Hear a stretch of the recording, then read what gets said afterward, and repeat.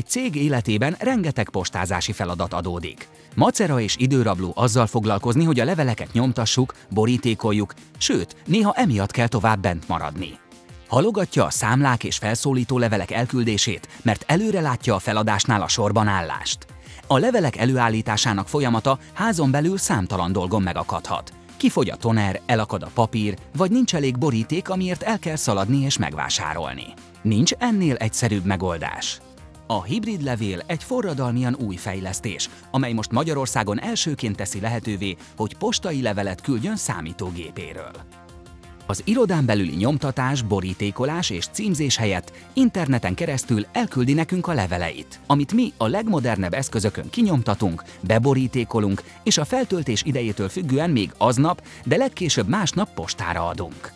Kinek van manapság kedve és ideje a postára járni? Ahelyett, hogy sorbanállásra pazarolja az idejét, töltse azt valami hasznossal.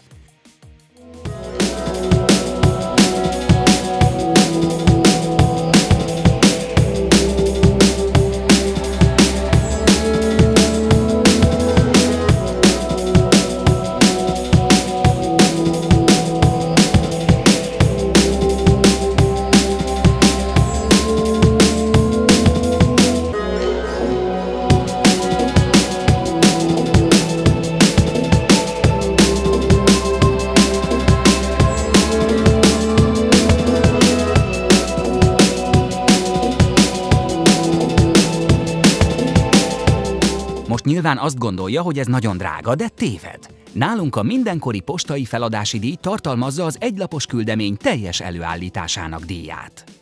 Regisztráljon, és 5 percen belül küldheti is az első levelét.